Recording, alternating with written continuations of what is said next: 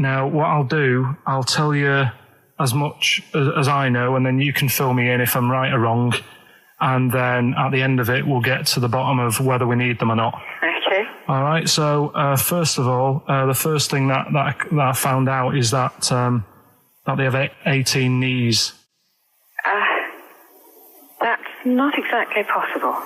They're insects, so they have 6 legs.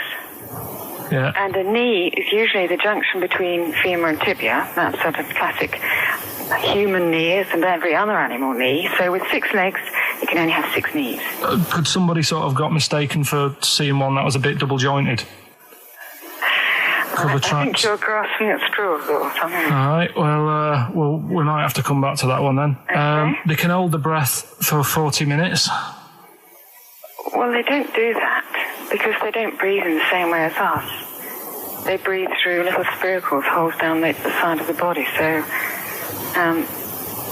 no, they're not a very apt simile because the method of breathing is so different. What do you mean?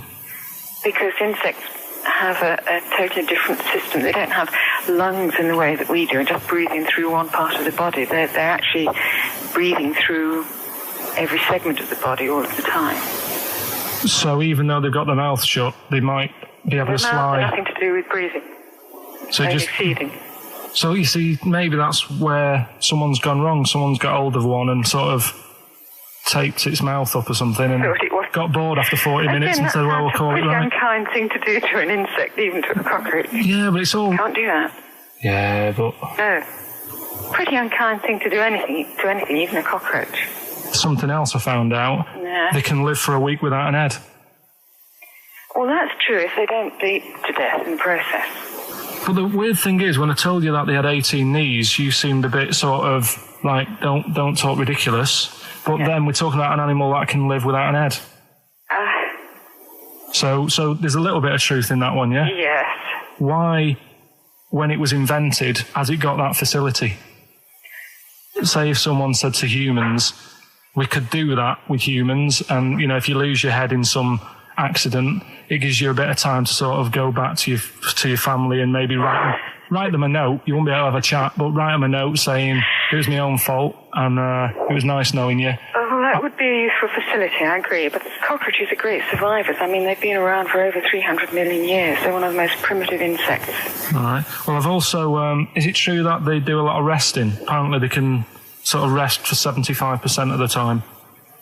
Rest? Yeah, they just sit about doing nothing. It's probably true of a vast proportion of the world's fauna. I mean, maybe the 25% that they are working, they're really giving it some, so it might make up. They're probably searching out food and, they can slow down considerably. You can chill insects in the fridge and they'll become very, very quiet. You might think they're dead. Yeah, but I'm sure, you know, if we were sat in a fridge, you know, we'd go a bit quiet, wouldn't we, you know? Well, you might not know much about it, of course. Yeah, but... You're not quite reading the right sources. Well, I've been using the internet. I'm sure there are many useful sources that you could find there, but some of those seem to have been a little misleading to you. So you don't agree with a lot of what I've told you there? No. So cockroaches, can we get rid of them? No. So we're keeping them then? I would say so, yeah.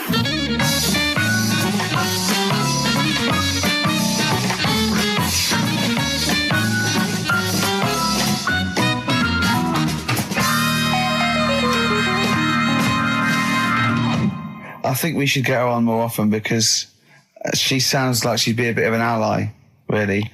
Because she knew immediately that you were talking nonsense. She even said, I think you should be more concerned about your sources, which I've been trying to tell you for a year. Right? The fact, I mean 18 knees, where did you get that from? It was on the internet. They can hold their breath for 40 minutes. I mean, I don't know what you read and take on. Mad world, don't it?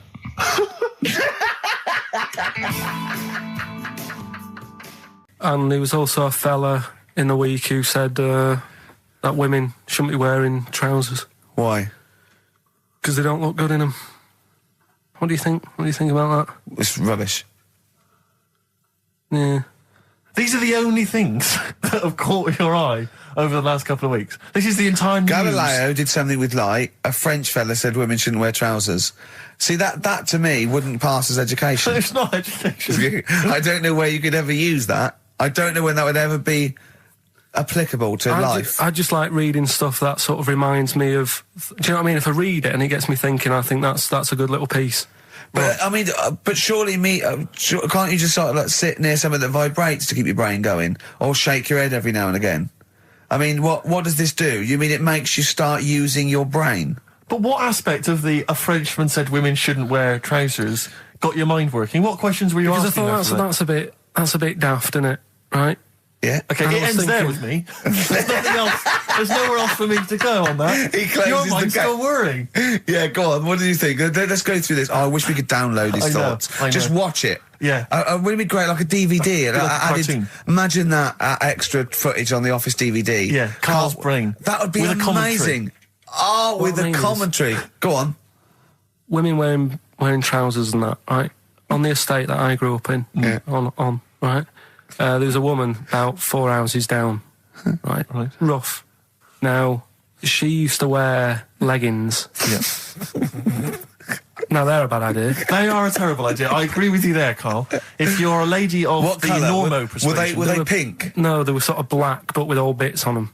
Oh, right. Do you know what I mean? What, toast and just horse droppings? Yeah, go on, yeah.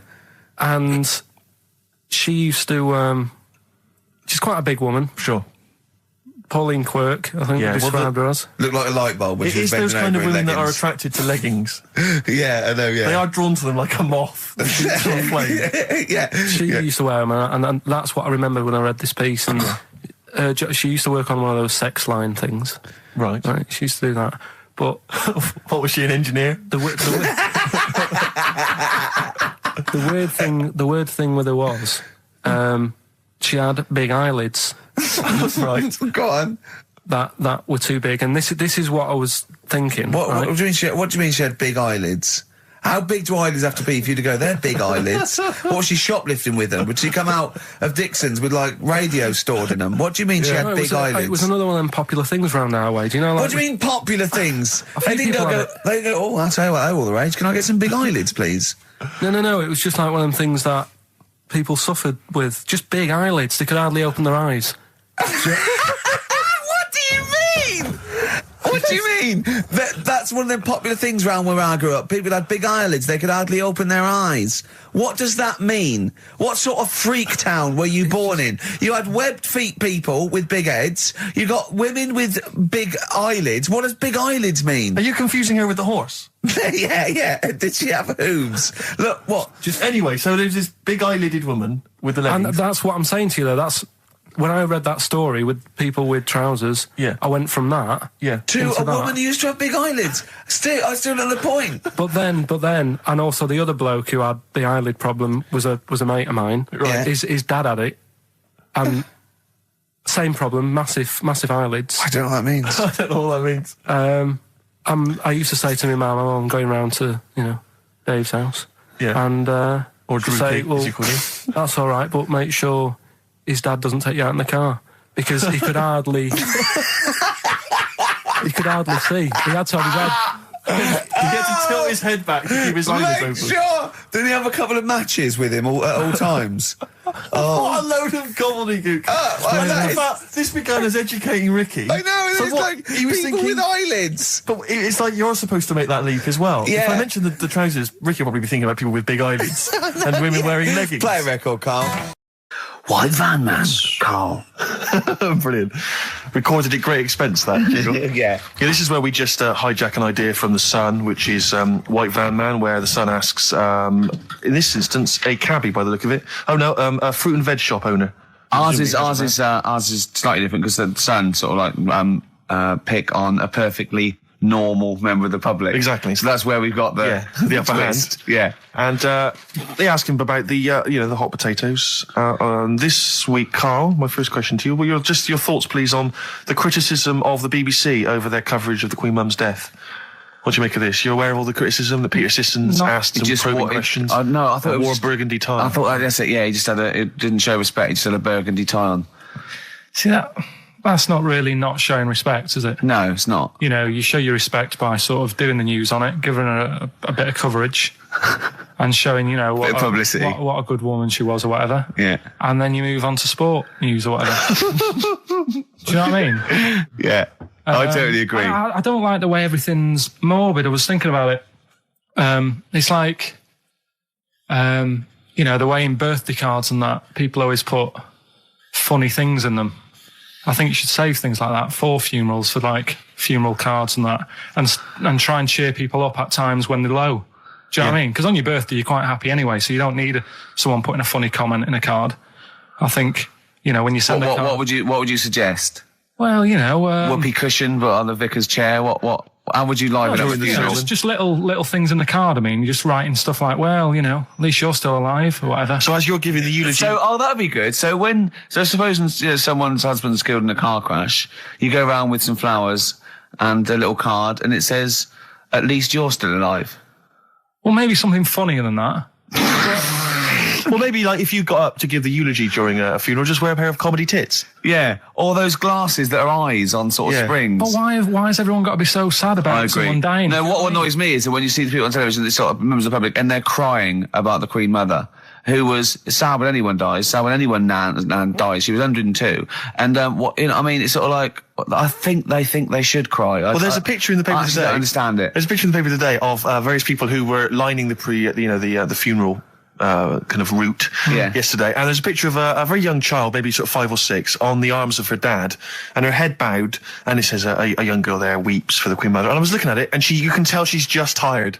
Well, she's just tired and bored. It's so transparent that it's not crying. It's most just, what people are we cry doing when their here? nan dies. Exactly. You know, it's sort of like... But what is a 5-year-old girl going to be? Why is she going to be crying? The Queen Mum said, I can't believe it. Yeah. Teletubbies? No, the Queen Mum. Oh, not the Tweenies? No, it's all in a minute. Yeah.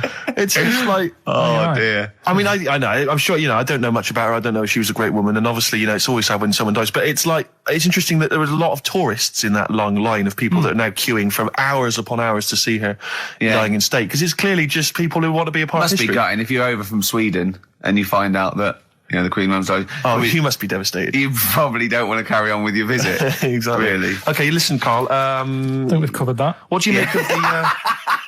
what do you make of the first genetically modified baby? Oh. Are you worried about this? Do you know what did they do? What?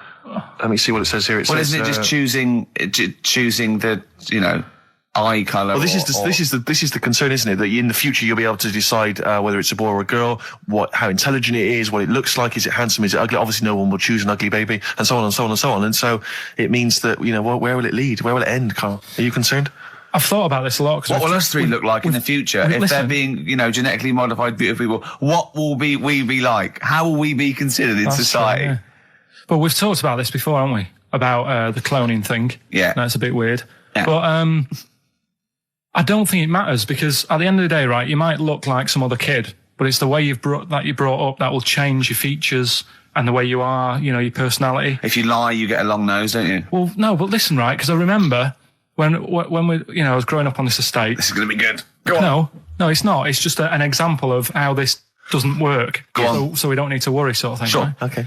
So I'm growing up on this estate, and there was this woman about 4 houses down, right, who's a bit rough. All right. Didn't fancy her. Oh God, no.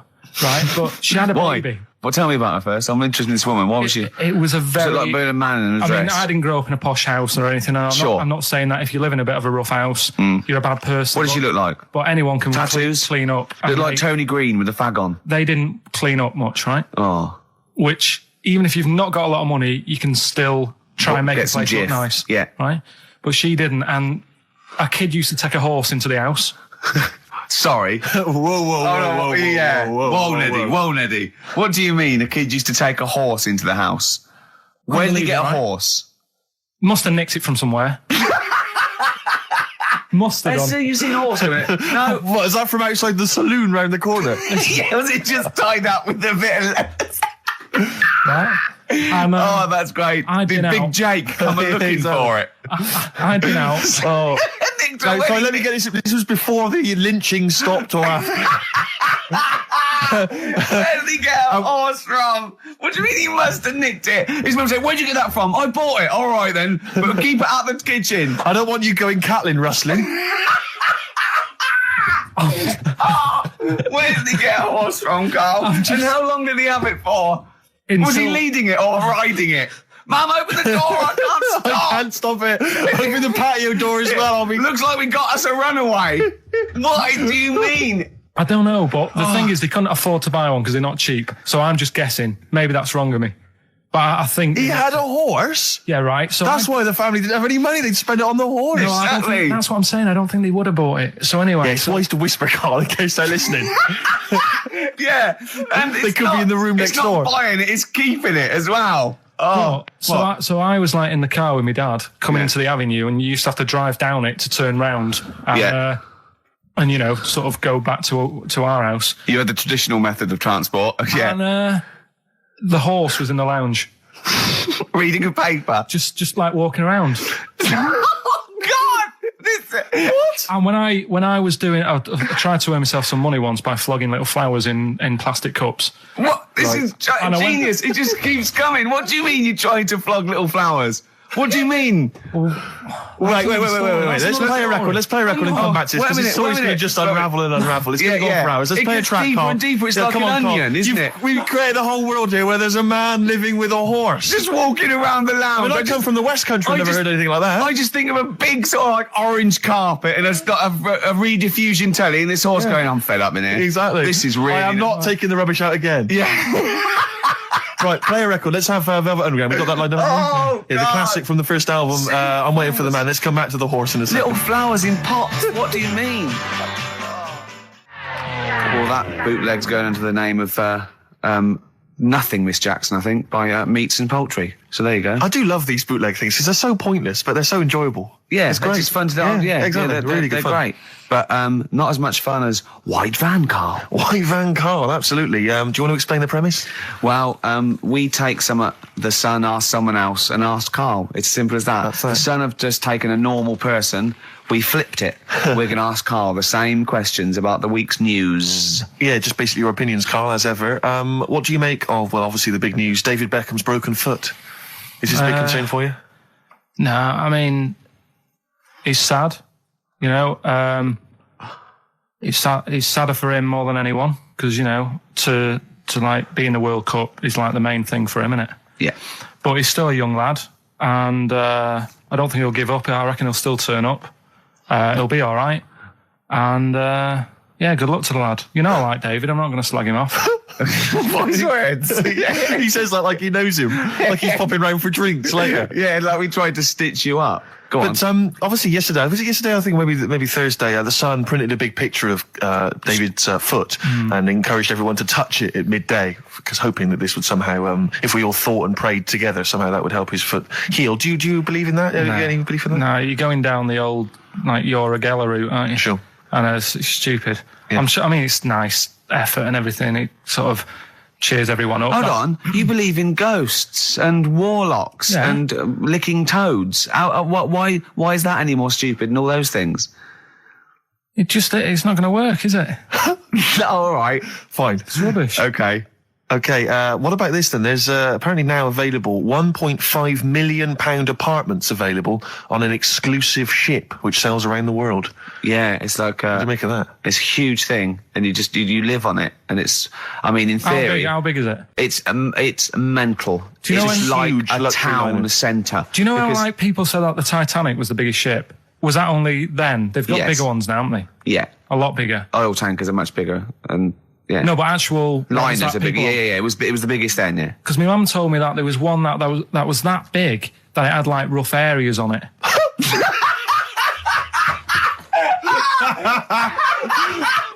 Oh God! Don't go starboard. Oh God! No, but do you know what I mean? Right. It was like we're thinking of moving. We're seeing the captain. We're thinking of moving to a nicer area. Oh yeah. I've heard they're very rough in aft. Oh God! Oh, they steal your tyres. A ship's so big there was rough areas. Oh, how big is this one that you're talking about? Well, I don't know. It doesn't give me the specifications here, but They're huge. They're huge. In theory, I mean, it's that thing with it's obviously marketing, but they're going to solve the overpopulation crisis, where soon we'll all be floating around the sea. Yeah, I can see that. Shining on XFM 104.9. We're doing White Van Carl. Got another one there? Well, it's just your thoughts really on the Queen Mum's very British send-off that she was given this week. Yeah. What do you make of all those people queuing up to see her? Did you think that was incredible? Right. Well, what we said last week, there was I don't quite understand why there was so many people there who were like getting really upset. Do you know what I mean? Really upset, crying and stuff. And you can lose someone who's like related to you, and you don't cry like that. You sort of sit there and you think back to what you did with them and stuff, and then that's it. But the queue thing, wasn't it like miles long and stuff? Yeah. It was, yeah. Right. I was sat watching this with Susan. 12 hours queuing. Yeah. It never got to 12 hours. It did, but that was the estimated time. No, but how long is a queue when they're just like, walking along? Think how far you can sort of like, stagger in 12 hours. Incredible. It's been ridiculous. Yeah. But again, if they want to do that, it's their time and that, isn't it? And it was at the weekend, so they could have, it's not as if they got out of work to do it. No. You know what I mean? They used their own time, so good on them. But I thought, right, what they could have done, remember when I studied Che Guevara? Yep. Yeah. Right? And don't be offended by this, it was just an idea, because they did it with Che Guevara. Remember when they cut him up? Yes, they cut him up, yeah. What was the reason for cutting him up?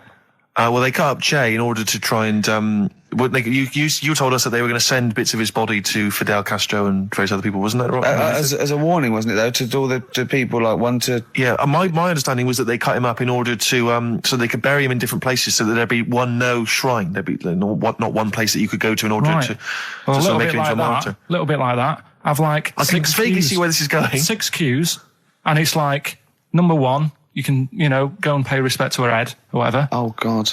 No, but I just was thinking the way of speeding it up. I'm not having a go. I'm not, because they haven't done it, so it doesn't matter. God. But they did it with Che Guevara. Yeah. Everybody would have felt like they've got close to her.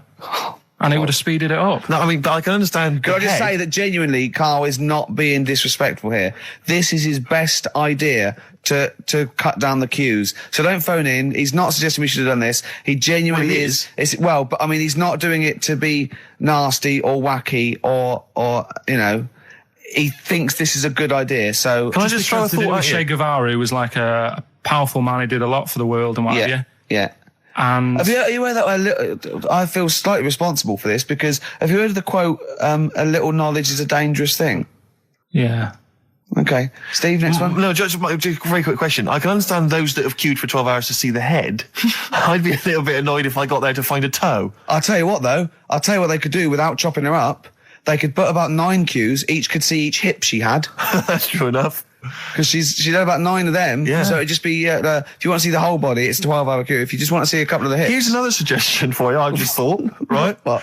Instead of everyone queuing to see her, why not put her on a trolley and wheel her past everyone else? Running. So you could have some students on Rag Week. They can combine it, like when they're always pushing a bed. They could just run it along the queue. No, that'd be fantastic. That'd be disrespectful. Right, as opposed to the chopping up. So sure. No, Right. but just an idea. Just I apologise now if anyone's offended. Anyone offended, I'm sorry. But Yeah. No, okay, we just do White Van Carl then. This is your opinions. You can't be wrong on this, can you? There's no right or wrong answer here.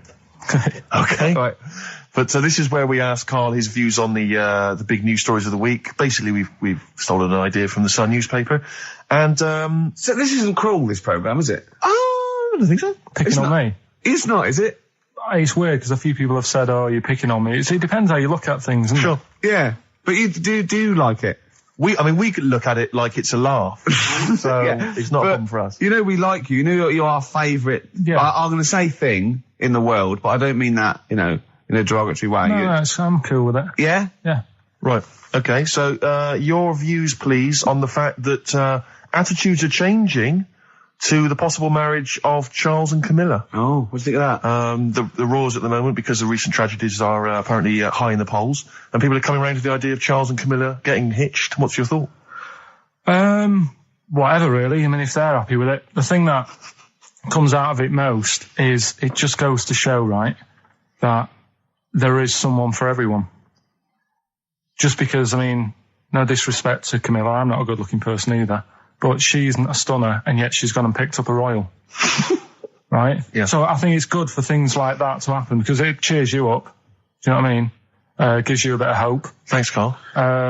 So yeah, it's good. You know, if they're happy, if anyone's happy, it's a good story, isn't it? Yeah. You know what I mean? Yeah. You know, he's had a bit of bad luck, and now he's got someone else in his life. So. While he's doing this, I'm just doing a list of questions to ask him what he thinks of things in the world. Okay. Is that all right? Yeah, no problem. No problem. Okay, what about this then? Are you disappointed by the nation that a third of us are apparently unaware of St. George's Day? 23rd. Is St. George's Day the one with the snakes that we've talked about? No, that's... Are you one of that third, do you think? St. George is the patron saint of England who killed the dragon. Yeah, I mean, there's too many of these days, isn't there? That's the problem. If you make it a bit more special, like Christmas, so you buy presents and that for each other, then people will remember it. But there's so many of these days with Easter and Pancake Tuesday and all that. So it's not surprising. I think as time goes on, we'll find that a lot of these days will just disappear because, you know, people are busy. There'll be new ones, won't there? Right. I want to tell you about Brian Blessed climbing Everest. And for some reason it made him, it played havoc with his belly, and he followed through and he had to clean up. Shot himself? Yeah, using ice and snow. Why are you telling me that Brian Blessed... in what way is telling me that Brian Blessed shit himself once in any way educational? Because I was saying how he was climbing Everest, right? Right. I give it to him, he's an actor and that, but he gave that a go. Yeah. Right? It played... What's the point of that, you'd say, wouldn't you? You'd say, God, he's you know... So he's all right. Me doing a boxing match for no reason is rubbish, but him climbing Everest and shitting himself, yeah, he did that. It's commendable. Right, and he's only going to, like, go and do it again. He's going to climb it again. Yeah, but he might not shit himself this time. Yeah, what's the point in going? Nothing's changed up there. Yeah, good point. Yeah, Good. Been? Well, it has. They've probably cleared it out by now. Right, but it's slip on it. I can't even be bothered telling you this one, because... Come on! Just do it, or do it now! Steve, how we doing? Look, no, never mind that. Look, just tell me what that means. Oh, he's a nuisance. Oh, this is so annoying, Carl. I'm going to go mental. Right, talk. Right, listen, I'm just putting this in here, right? Right, nuisance is a bit of a nuisance. Yeah. Apparently, the old fella who used to hang people... 1700s? Yeah. He used to be able to tell somebody's weight just by looking at them. Right? That's a bit of a bonus fact. We'll be the judge of that. The thing that I wanted to tell you is money for old rope. Do you know what I'm saying? I can't even be bothered. Yes, you're going to tell me now. Come on, Carl. Right, I mean it. Basically, money for old rope came from the... Right. What was all that about? You can tell someone's weight. What was all that bonus for? fact. And Brian Blessed shitting himself. What are you... What? Look at you... No, tell me... That now, you nearly made me swear then. I'm getting really annoyed. I'm getting really annoyed now. Tell me this back, Carl, or I'm going to go mental. Come on, Carl, time's running out. More that people, years ago, when people used to be hung, right? Right. If you didn't like the person who's been hung, you'd go, God, I really don't like him. And so you never forget the time. Because if they're being hung, we take that as read. Yeah. So they never forget afterwards to get the hangman to get the rope and to cut it up into little pieces, and he'd sell them. He'd sell the little pieces of rope to people. See, Carl, that's the most interesting thing, if it's true, that you've come up with. Right, okay. And so so they sell the rope? They sell the rope, and it's money for old rope. Money for old rope? Meaning, like, you know, God, it's easy to make money, all they have to do is cut it up and sell it. I'm cynical. I'm not so convinced. Tell you what, Steve. Go on. You know what I did find out in the week? Yeah. World record, right? Person with the longest trump. With the longest what? Wind, fart. Right. 2 minutes 42 is the world record. Okay. Right? Well, I'm immediately thinking about a relative of yours who I'm sure did longer than that. Who still lives in Manchester. Auntie Nora. Now, Auntie Nora did it for reportedly 5 minutes, wasn't it? Starfighter for 5 minutes. But unfortunately, she was the only person in the room. Whereas I think, which one's alive, Ross or Norris McWhirter? I don't know, actually. He has to be there. Yeah, I think he actually has to He'd have to be there Would you want to be there? Well, he'd have sort of equipment, looking at his watch, going, finish, you go, yeah, he goes, well, that was 4 minutes. Did she go from like a size 10 to a size 6? Did she show some old dresses? Like a hovercraft. Exactly. In a big dress. Yeah. Just slightly off. Yeah. So, it has to be invigilated. But again, you know, how was the Guinness Book of World Records one invigilated? I mean, who was supervising that? He said, I can fart for 2 minutes. They went, well, we've got to see this. Went round. And, he just probably let it rip. It's probably circular breathing. He's probably sort of sucking in air and swallowing it as he's going. And it's a continuous one, isn't it? The reason I did this... Yeah. So I first one to get it. The first one to get it, but... Well, it's not that, though, Rick. I mean, Karl has just decided to revise the actual rules of the competition. Yeah. So that, we've decided, is very easy. So that's now a qualifier. And so then they have to answer one live. Exactly. So whoever gets that one right can play for big money. Is it a quick one as well? Because some people will lose the will to live. Yeah. Just cut to the chase. And because they've got to qualify now, we're throwing an Office DVD that aren't ready yet. You'll sign that, won't you? Yeah. Yeah. No. That increases value by 42 pence. Right, go on. We'll just go live, yeah? Hello, XFM. Yeah, hi, how's it going? Not too bad. Not too bad. Listen, a very, very quick recap, Karl, if you will, please, for the people listening. Very quick. Right. A man ends up in a loft. Man's, after moving into this house and that, he's in the loft. And he's tidying up. His missus is downstairs doing the kitchen because that needed doing. He's up there. He's cleaning up, emptying the boxes. He finds a little. He rubs a lamp. A fella comes out wearing 501s. What's the song? What's the song, mate? are you talking to me? Yeah. Sorry. Yeah. Well, look, I'm sitting in this bar, right? I'm not ringing up relating to anything that's going on right now. I'm after one of these armbands to go and meet Bowie on Monday. Can you help me out? What? What? Piss off. You can't say that to our public. Yes, I can. What I can't bear is people begging, Rick, on the radio. You know, I can't bear it. Is that the Australian bloke who's got the Bruce Springsteen tickets? Hello, XFM. Hello. Hello. Are you phoning up for an armband? No. Okay, great. Gene Genie, of course it is. Well done. Well done. Right, what's your name? Everyone else can ring off now because this. Well, she might not take the challenge. What's your name? Hello. What's your name? Christina. Christina. Right, do you want to take on the challenge? Yeah. Yeah? Oh, right, so this is for... She's already won a couple of CDs. This is for the Office DVD. Right. Okay. Signed by Ricky Gervais. My friends lived in Texas for a while, and they once were in a kind of diner, and there was you know those kind of benches that are attached to the table itself, like a kind of picnic bench. Yeah. And this huge fat guy came in, he came wobbling, he ordered like this kind of everything you can eat meal, and his fat kind of sort of, you know, kind of... His big fatty fat, and it's fatted on the fat table, It wrapped itself around the table and everything. He was chowing down, and when he tried to leave, the table came up with him. Oh no. Imagine that! I mean, they are fat, aren't they? They're big people. They're huge people. But it was that thing we were talking about before, that bloke on Jerry Springer Show who was like 80 stone, right? Now, I felt quite sorry for him. He was really sad and he was crying. It is rad, but my point is this, right? When he got to say 50 stones, didn't he go, that's too much, isn't it? Enough. For a land animal. Exactly. Do you know what I mean? Yeah. That's big, isn't it? I mean, I'm getting worried. I'm 13 stone, and I'm genuinely getting worried. I'm thinking, oh, yeah, God. when you've got that big, when you've actually got your own mare. yeah. When you have to get in helpers to look what the scale says. Yeah. Like 4 or 5 people lift up your belly and go, it's 52 stone. You go, that's too much. Exactly. I'm going to only have 9 breakfasts when you begin to appear on the Ordnance Survey map. yeah, exactly, yeah. When you've got your own symbol. It's like, we can see 2 things from space now, Fatty and Steve Merchant. We'll be landing at about... Well, no, I'm just saying, you're not fat, are you? You're freakish and big. Just another quick thought. You know, the only bit that was normal on him? Oh, yeah, no, it was in the film. You know that bit in the film? I was watching it one day, it was on, and I said, look, your favourite film's on. And it came to the bit where he was being exhibited... and he was naked behind the screen to all the doctors. Go on, what did you say? And there's a bit where he goes, and strangely, the only thing that is normal are his genitals. They're untouched by this disease. They are totally normal. Right, what did you say? It's a bit annoying, isn't it? It's like the only bit that you'd want as an elephant. The only bit you'd want that was like an elephant. Yeah, no, I can see that. And he said, and he got the head.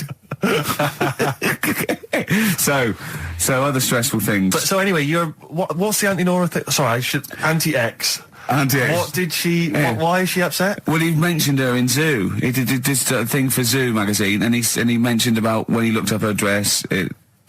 She had a... Yeah, by accident, remember? You were going around looking up your elderly relatives' dresses in case they weren't wearing... For people who've not heard Karl talk about this in the past, just explain quickly again what we're talking about. Right. He didn't want to talk about it at all. When I was a kid, right, Auntie Nora used to come round. My auntie used to come round. As if there's any ambiguity now. Yeah. My auntie used to come round and that, and stay, right? And I'm sat on the floor watching the telly, right? She sat on the sofa with a caftan on. I turn round, right, and it was there. It was looking back at me, right? And we've mentioned this, and I just briefly sort of said, "What did it look like?"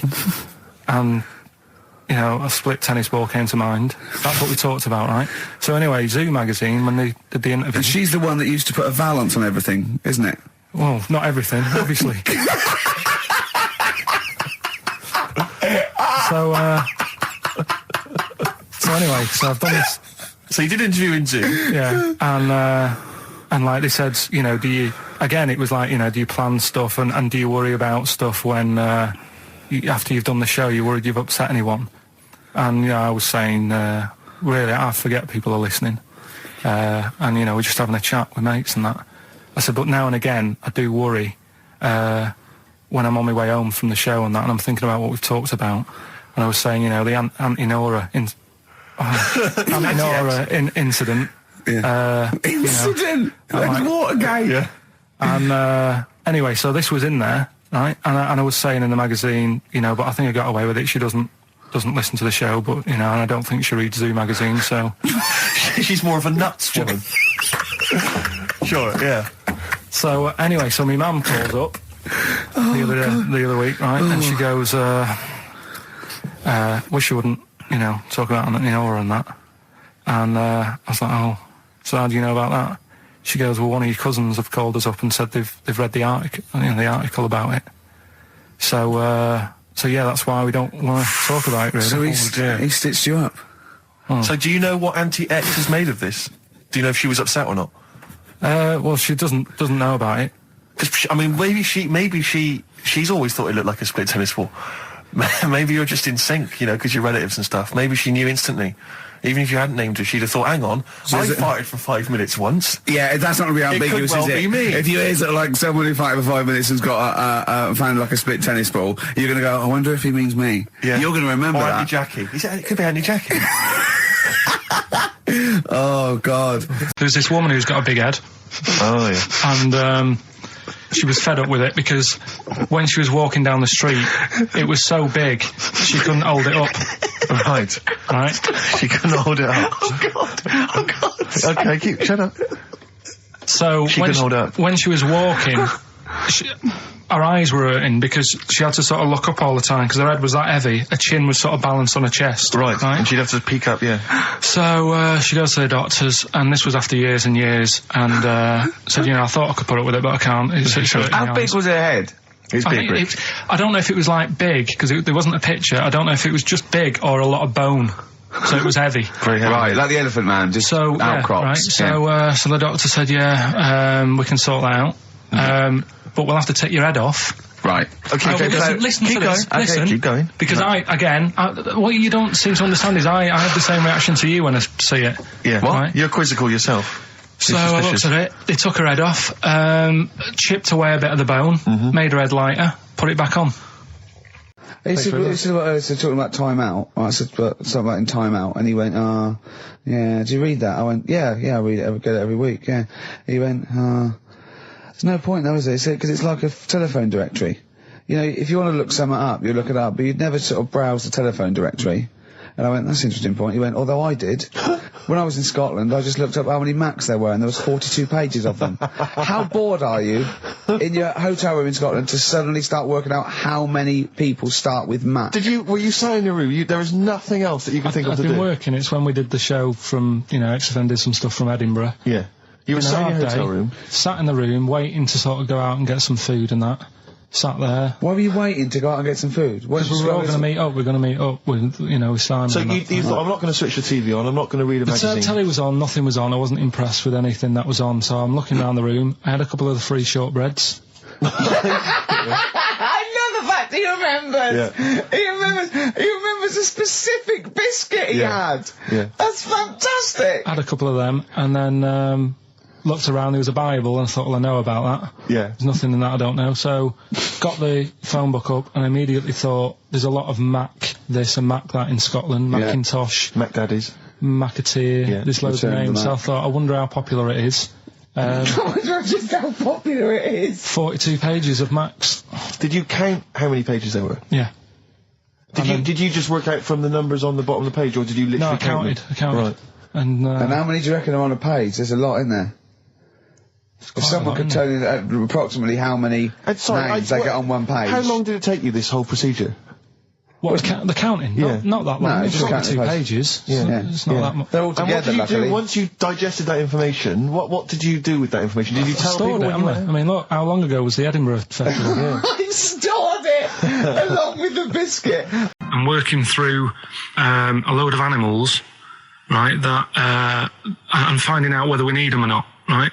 Right. Because, like, jellyfish, to me, I'm a bit puzzled by them. I don't really know why we need jellyfish, and I spoke to some Turtles expert. eat them. What? Turtles eat them. Yeah, I know, but do we need turtles? Do you know what I mean? It goes on and on, doesn't We it? need humans. Well, you know, I mean, I might get to that bit, but Yeah. I need to sort out the animals first. I've got a lot on. So the thing is, I've left the jellyfish. We know we need them, right? Right. So octopus, Yeah. right? I know they're pretty brainy. Incredibly brainy. A story that I heard, I don't know if it's true, but there was some science lab somewhere, right? Yeah. Where they had some octopus in it and they had some crabs. Yeah.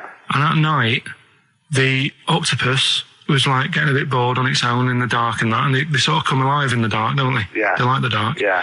And the octopus had its eye on the crabs, and at night when it's dark, it was getting out of its little cage, crawling along the floor, getting in the crab's cage, getting them out and eating them. I don't doubt it.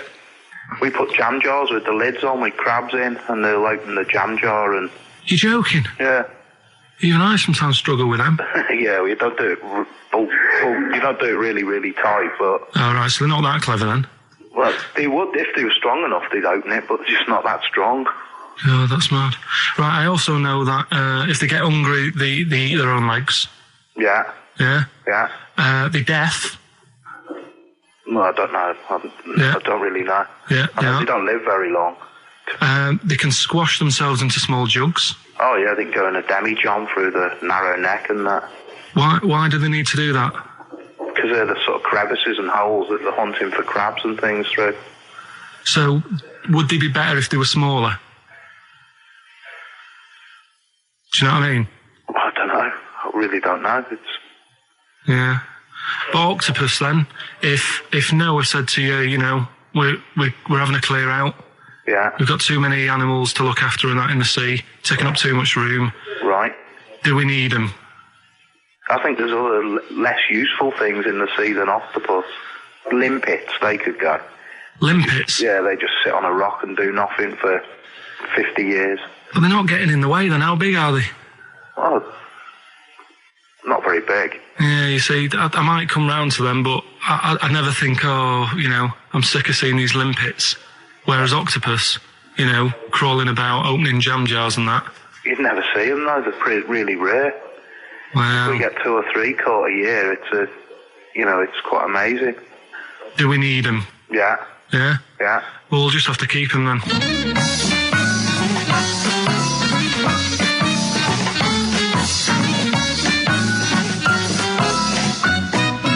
I love that Carl can confuse a scientist. Yeah.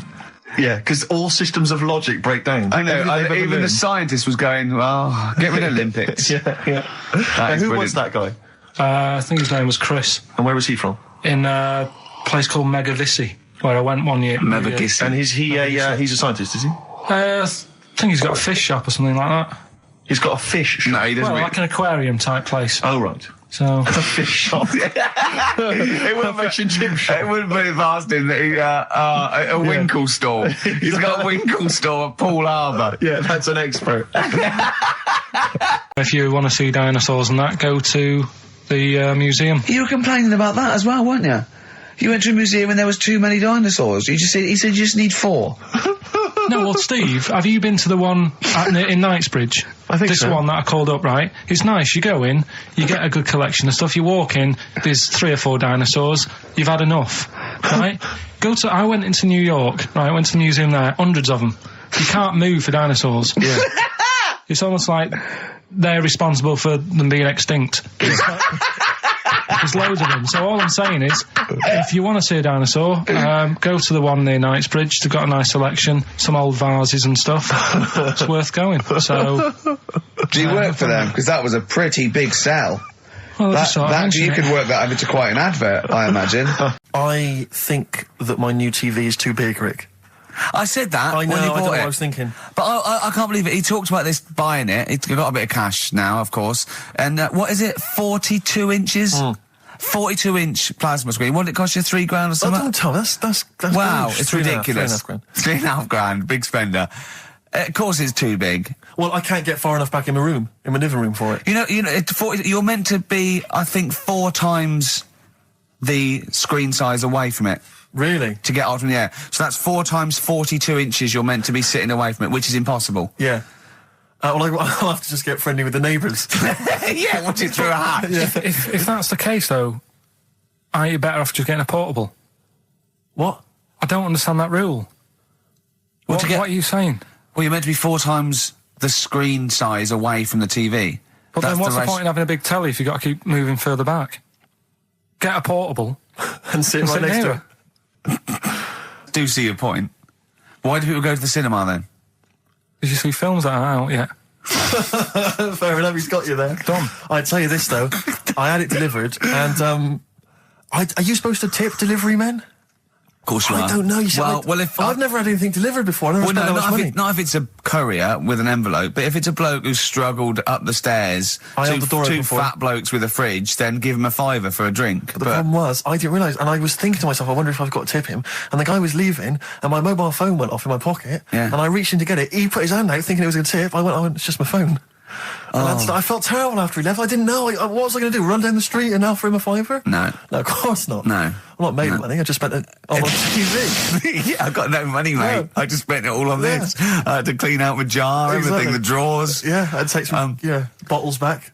The problem was it took me forever to wire it in. I thought I'm not going to pay for someone to wire it up, you know. So it took me about 3 hours to wire it in, and it was huge. And I got it switched on, and the first program that was on when I got it wired in was Bargain Hunt. I'll tell you this, David Dickinson's tan almost took my eyeballs out. It was incredible. It was like X-rays. It was extraordinary. So close. I know, a huge plasma screen with this orange thing coming out, and he keeps turning to the camera, doesn't he? Just to get you. Yeah, he turns away. You get a bit closer. They go, "What's he doing?" He just turns around, takes the cornea off. What do you think, Bargain Hunters? Bargain Hunters. Oh dear. Now, me and Steve have done our research for you, and we've got 2 amazing things to tell you. What should I tell them first, about the baby or the... Well, they're both equally fascinating, so you choose. I'll tell you the crab thing first, right? Steve actually saw this thing in The Guardian of the Week about our research thing, and then we looked into it on Friday, and it is incredible. Right, listen to this. There's a thing in a bay in New England, right, where it's like the biggest. They make silicon chips and stuff for computers, right?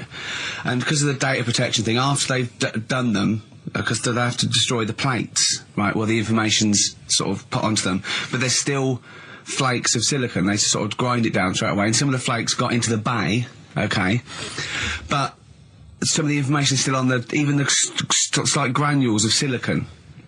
Anyway, gets in the water, and silicon is rather like a carbon derivative. They reckon if there'd been life on another planet that wasn't carbon-based, it'd be silicon-based, because that's simple sugars and proteins, it's just COH and that, and it can work with silicon, right? Anyway, the crabs have been taken up, they're still in the water, and they looked out on the beach, and over years the crabs have started sort of putting themselves in formations, like geometric format, and they couldn't work out why they were doing this.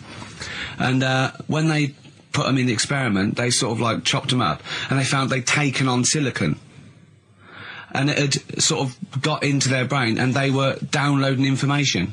They picked up little things, because it's just chemical electrical impulses had got information off the silicon chip, and they were interfacing it. But this is the amazing thing.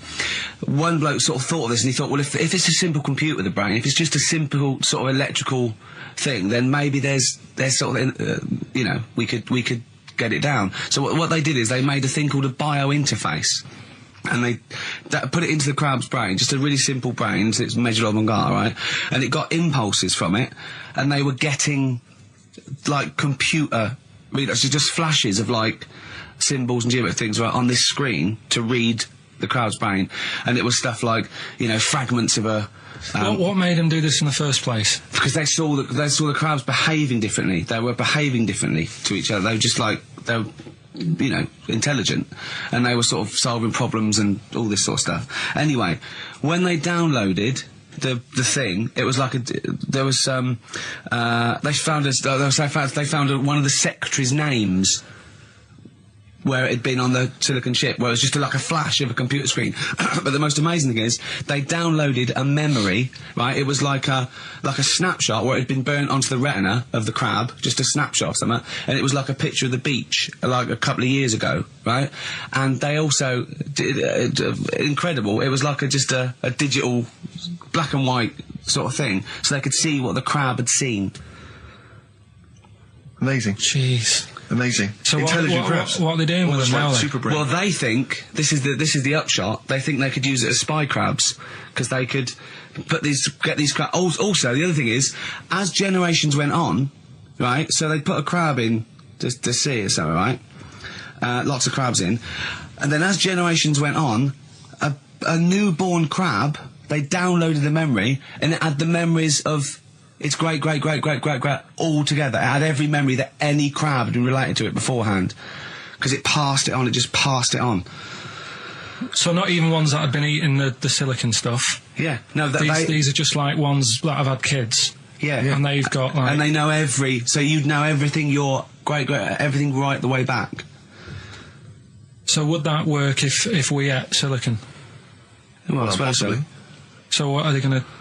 Well, they can use them for all sorts of things, though. I mean, that's what's incredible. I mean, I don't know how you train it particularly. I don't know, it'd be quite tricky to train, but I'm assuming if they can do it that way, then presumably they can give it certain silicon information, which they can then plant in it, if you like, within its sort of food. Also, if you could get them onto enemy beaches, you'd have like 1,000 digital cameras just taking around. You could get Osama bin Laden or someone. They don't understand the information they've got. No, they don't know they're doing it. They just download them. So it's not like you could torture them and they won't be able to sort of give you the information, because they wouldn't know what information they had, because they're just. But the first crab they downloaded, they just kept seeing the same picture of a big crab feeding it, which they really. Yeah. Wow. That's what, like its mother crab or something.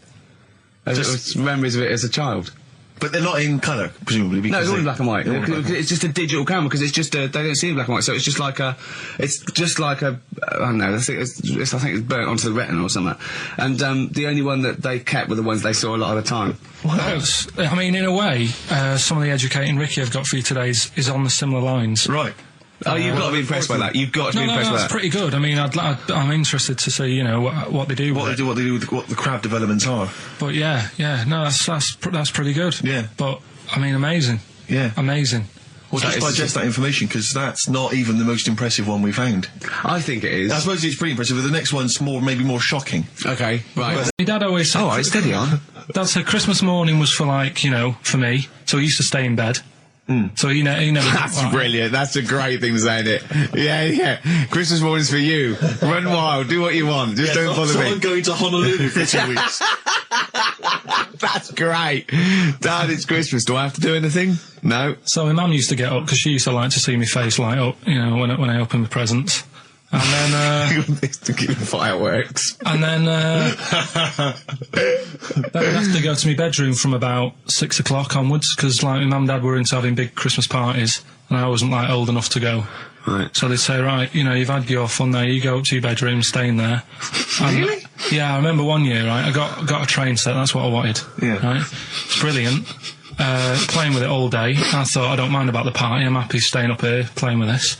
Brother comes in. He's had a few, right? He's going, give us a go on your train. How old is he? He's a bit older than me, so he might have been like, let's see. Well, let him be 18. Yeah, probably about 18, 19, something like that. I had a train set, so I don't know, about 14. something like that, right? So I'm playing on that, loving it and stuff, and then he comes in and goes, gives a go. He turns the transformer up to like 14. He went really fast for about 5 seconds, broke it, and then he went back downstairs. Wow. So Christmas, I hadn't even got to Sounds Christmas like Day. the Conservative government with British Rail. Satire, that is. Rick, I just thought that there's satire. If there's any satirical shows listening or it doesn't work in any way, because there's the analogy falls down apart from there being a train. Think it through, though. British Rail was trains. Yeah. And the government broke the trains in many ways. They didn't break them, like, not officially breaking them, but they kind of... it does work. It's perfect. I'm very pleased with that. And I can't... And no one's asked him to be on Have I Got News For You. It's weird, isn't it? Because it's strange, that, when you've got a satirical mind that's as quick as that. Yeah. And he's broke your little train set. So what did you do? I just watched telly and had some sausages. I bet you were happy with that, though, weren't you? It's a bit annoying, though, isn't it, when your main present of the year has been broke. And did it ever get it fixed? No, that was it. Put away. I'm intrigued why your parents wouldn't let you come and join in the festive fun. Was it like really debauched down there? Was it like eggnog everywhere? Well, no, but I mean, that's fair enough. 6 is a little bit early, but I just think, if you're a kid, he had his fun, put him to bed at 8, maybe. And you think so on Christmas Day? I thought that was a day for family. Well, not if there's a party going on. Well, don't have the party on to Christmas Day. Well, that's another option. Yeah. Your parents are weird, aren't they? A strange breed. Well, I think that was the year, right? You're talking about buying presents and stuff. I think I did treat my mum to... I didn't buy my dad anything. I think that was like when I got a bit older, I used to get my dad something because he wasn't that bothered anyway. No. So, got my mum, there was a cheap shop, right? Of course. Thank God for that. Called Snips. Right? So I went in there and I thought, let's see what I can get her. And remember Victoria Plum? I don't think so. Well, it's like a fairy character. Right. Right? And my mum's into gnomes and stuff, right? So I thought, right... She must be pleased with you, then. Victoria Plum. I was thinking, is that one of the neighbours? Is it like a brandy liqueur? Do you remember Victoria Plum? Victoria Plum. Victoria Plum, yeah, it's like a little fictional sort of character, right? Okay. So I saw it, I thought, yeah, she'll love that, right? So I did my paper round, saved up for 2 weeks, right? Oh. Got that sorted, went to Snips, bought the Victoria Plum. Next day, I'm in town with her, right? So I think, I know what I'll do. I said, come in here a minute, right? So we go in and we're looking around and I tested her, right? I went, look at that there, that's alright, innit? And she goes, oh, it's bloody awful. Oh, Carl. Oh, Carl, oh, God. So then Christmas Day comes, I said, don't bother opening it. She said, no, why? I said, Oh, no, why did you still give it to her? So, well, it's too late, I'd already bought it. Oh, Carl. So she opened it and I was like, and she said, oh, that's nice. I said, why are you saying that? I said, the other day you said it's bloody awful. She said, oh, no, I thought you were pointing at something else. Oh, no. So that's why I don't get anyone anything anymore. Oh, God. Play record. Oh, God. Oh. That's good, isn't it? Not bad. Gold Rush. Let you down. I'm actually quite affected by Carl's Victoria Plum scenario. Just the fact that, like that eagerness, he wants to make sure it's a great present. He's saved up his paper round. He thinks it's like a gnome, but modern. I'm worried that you're using it as an excuse now, and that's why you're not buying anyone any gifts, because you've had your fingers burned once. I mean, you were 6, 7 years old. To be fair... No, you weren't. You were about 13, weren't you, if you're doing your paper round? Yeah, I must have been, 11 or 12 then. All right. Yeah, so I'd saved up. Oh, no, I'm not using it as a thing, it's just that... What did you get your mum this year? I've sent them some money so they can get a passport. So they can get a passport? What do you mean, where are they? Immigrants? Are they trapped somewhere? Well, they're in a holding bay somewhere in Dover. Yeah, I got a friend who's a truck driver who's going to sneak them across. What do you mean? So they can buy a passport. What do they do? Sell it when they're a bit down in their luck? No, they haven't got that much money, right? They've never been abroad, and the mate said they might take them next year, and they said, oh, we haven't got a passport, so You've got to buy a passport, have you? Isn't that your God-given right as an Englishman? No, you've got to pay for them. They're 30 quid each, so you better had to, otherwise they're conning me. Right. So you sent them 60 You don't quid? get born with a passport. You sent them 60 quid in an envelope, have you? Well, check. Right. I love that. He'll be watching telly and France will come on and he'll go, "Oh, what do you think of that?" She goes, "It looks bloody awful." Yeah, Don't open it. no. Don't open it.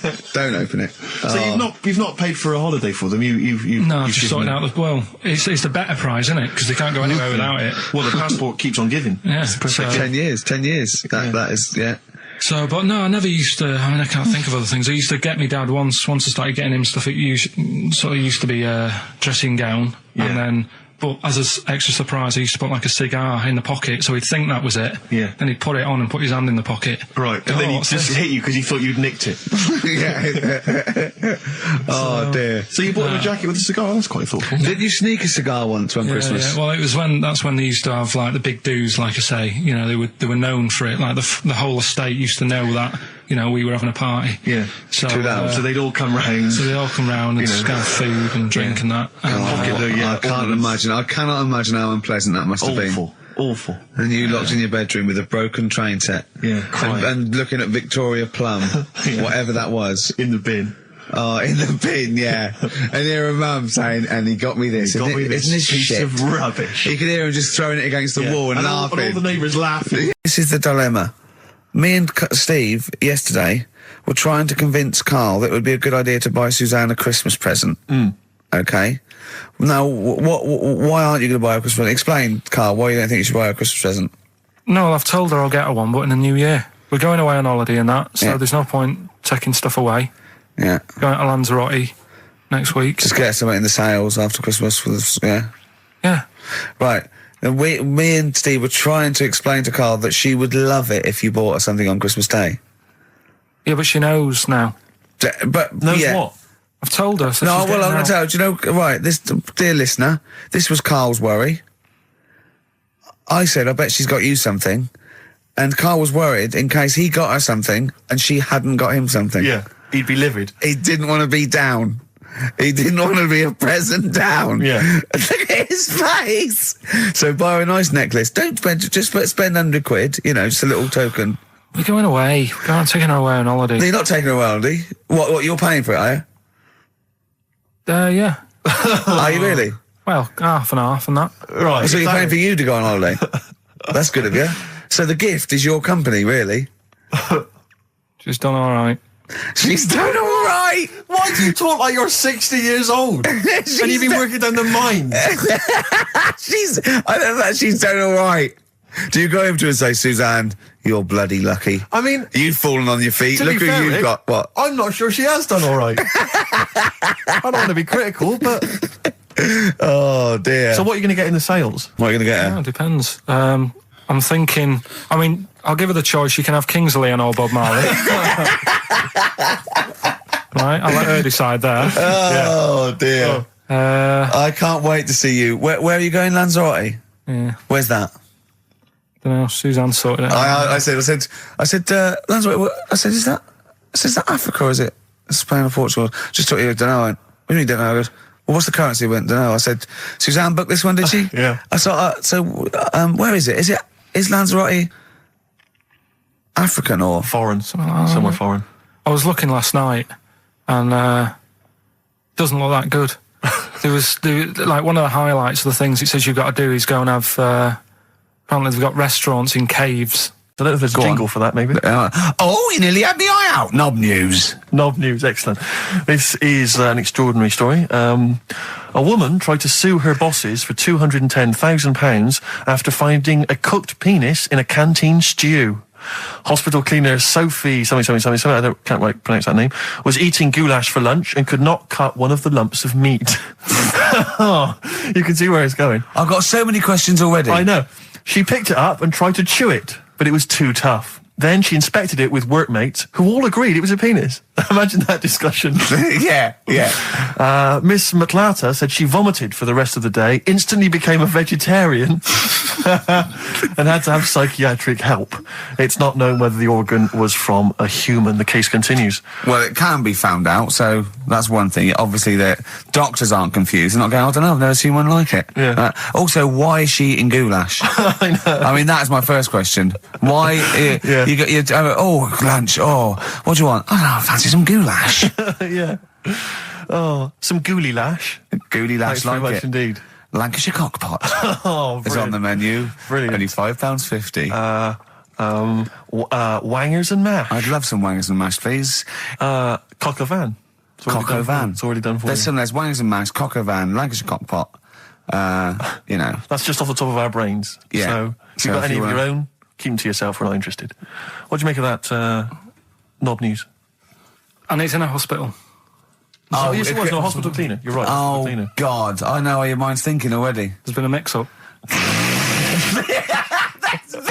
What kind of mix-up? I love that. What, some bloke's gone in, some lesbian's gone in, wanting a sex change. She's got a carrot for a cock. Bit of stew and steak. Stew and steak. He's having a good chat with my dad about stuff he got up to when he was a kid and that. Yeah. Right, 'cause he got up to loads of stuff, and every time I see him, he tells me something, and I think, it's like, why are you just telling me that now? It's Yeah. brilliant. Yeah. Right? So, I mean, to me, he's kind of like Ronnie Biggs or someone. He's just the most extraordinary kind of. well, this happened, right? character.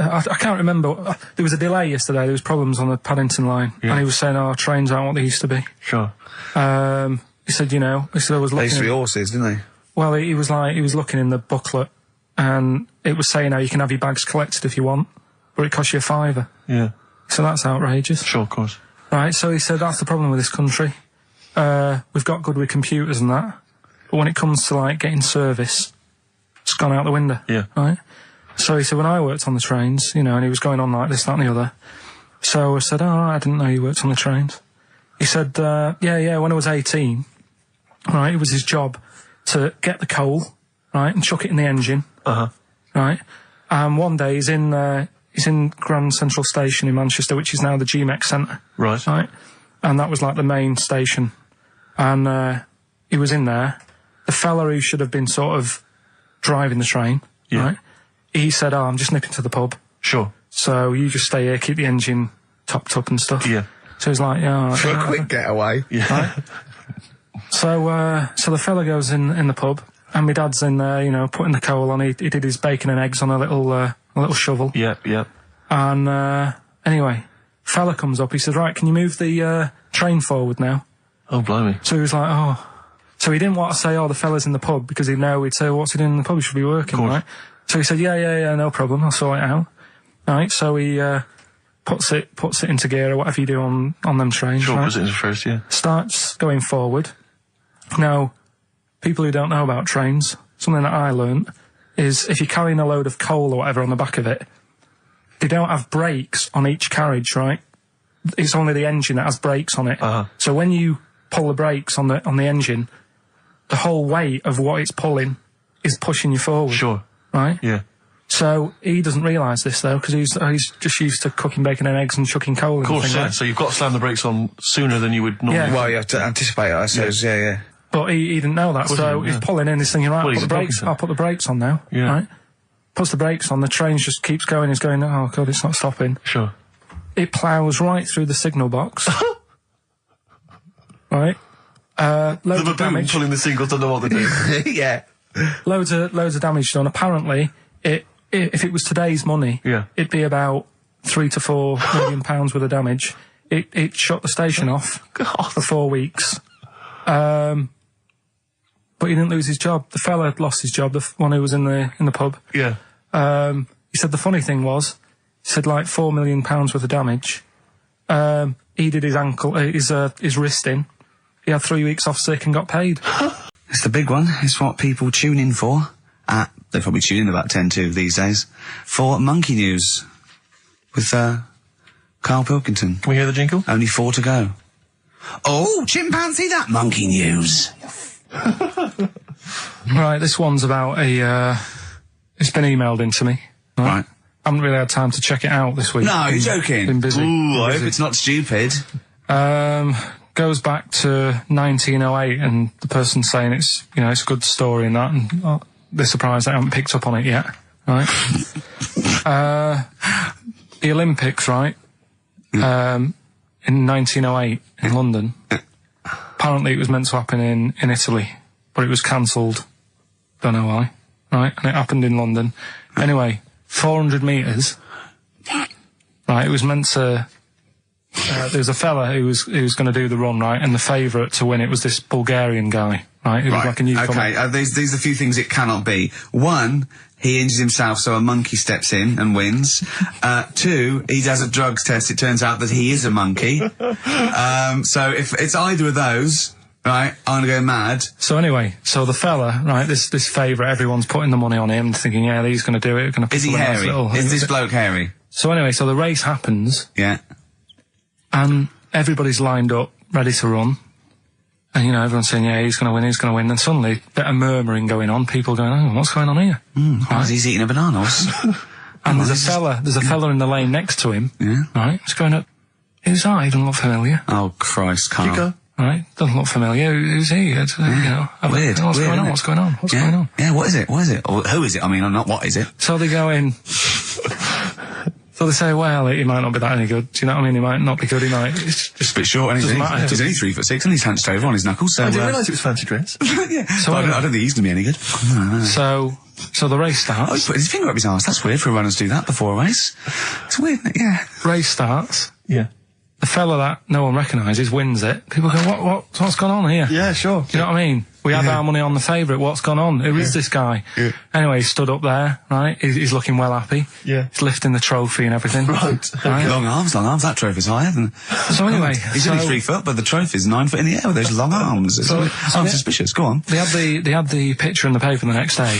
Sure. And everyone's going, yeah, he was fast and everything, but quite hairy for a run. Oh, I'll tell you what. Quite hairy for a run. Because normally they shave themselves, don't they, to make them faster. And that. How did he manage it? It's really hairy and that.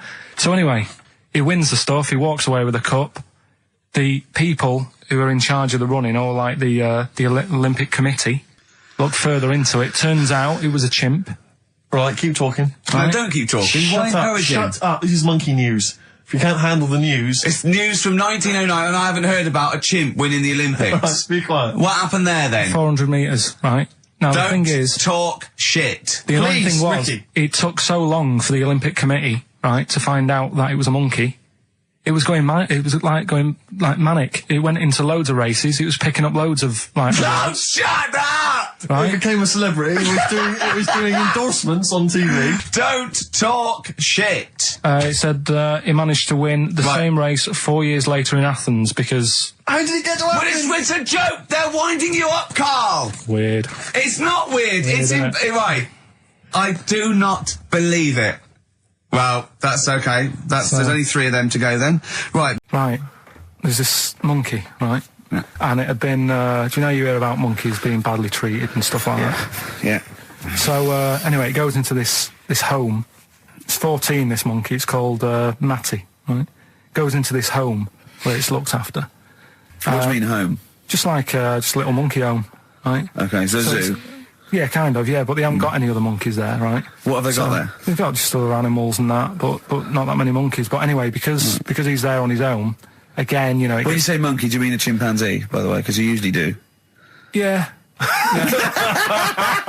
I can't believe that journalist thought this was scripted. Amazing. So anyway, yeah, so he gets sort of pally with the people working there and that, and it's smoking fags, it's having a drink at night and all this, right? What do you mean it's having a drink at night? How? It's all here, Steve. I mean, we haven't really got time, but... Well, don't say it's all here like it's proof. You've got another stupid story that someone has put onto the internet. Someone sitting at home in their bedroom has put onto the internet. So it's having a fag, it's drinking a lovely glass of Bang Rock Station. Yeah, the wine that's perfect for a barbecue. Yeah. Anyway, it's loving life, it's forgetting about its past and everything, right? When this other monkey comes along. Oh no. Trouble's brewing. Go on. Right? That comes in, something said... Right, forget it then. Oh, chimpanzee, that monkey news. There's been quite a lot of stuff going on. There was a few bits in that Guinness Book of Records book that cost me 20 quid. Yeah, well, that's not news, is it? They printed that probably last September. No, so there's one in there. New music. New monkey news from last September. You're a lord. Come on. Waster. Please, Ricky, monkey news. Right, there was this monkey in a zoo in Brazil. Right. And there's a little man monkey, a little woman monkey. And You're a scientist, aren't you? Go on. And they said the people in charge were like, oh, wouldn't it be good if they had kids? Brilliant. Right. So anyway, the chimps used to stand sort of, they'd have their little caves each, and they used to sort of lean on the fence having a bit of a chat and stuff with each other. Like. Well, gossiping, the equivalent sort of thing. Yeah. So anyway, they were getting on a storm, and like the zookeepers were like, "Can you hear that, cheapest chimps this week?" I thought it was fascinating. Yeah, just gossiping. I understand. So what's any monkey news? I don't know. Let's tune in. What was monkey news this week? Come on. It was from last September. So there was stood there having a chat, and the zookeepers were like, I wonder if they're ever going to, have kids and that. Yeah. Anyway, it went on for ages, this just chatting, no sort of action. So what the zookeepers did was, they said, I know, they'll have kids. Are we letting that go? They were just chatting, are we just letting that go? We're letting it go. What I mean? Just doing whatever monkeys do. Okay. Right? So the zookeepers were like, I wonder when they're going to, have some kids. Yeah. Anyway, what they decided to do, to egg them on, bought one of them a suit, one a wedding dress. Right. Keep going. No, I'm not having it. Shut up, Gervais. Fade him down if he's going to interrupt. I want to hear the rest of this. They got married. So they got married? Yeah, they got married. Right. What? That's the end of it. This is why I don't. Right. That's the end of monkey news. That's the end of monkey news. Don't do that again. You've got no features left. Why don't you like that? Well, it's not a story. It's about two chimps chatting, which doesn't happen. The zookeeper's going, I wonder if they're going to ever have kids. Egg them on. They got married. That's the end of the story. What are you talking about? Hang on, just calm down. Let me just check that you didn't make a mistake there and didn't lose out. What do you mean you didn't make a mistake? Wait a minute, he may have just left out a fundamental piece of information. What, the story? That would have made it into a story. Right. Let me just check the facts. So they bought them wedding outfits. They were married. Did they propose to each other, or were they just forcibly married? Don't encourage him. Just forced onto And it. then what was the outcome? Once they got married, what happened? They fell in love? Yeah. What? Whoa. It's not a marriage, Carl. Be quiet. It's not a real marriage. I don't know what you've got in your head. It's like the head of Homer Simpson. I'd go in there and there'd be a wedding reception and there'd be a couple of fights and they'd be talking about stuff. They got married. They fell in love. Did they have children? They're not back off the honeymoon yet. Right then. One more fact from this book for you, Carl. Apparently, officially, the Second World War is not over.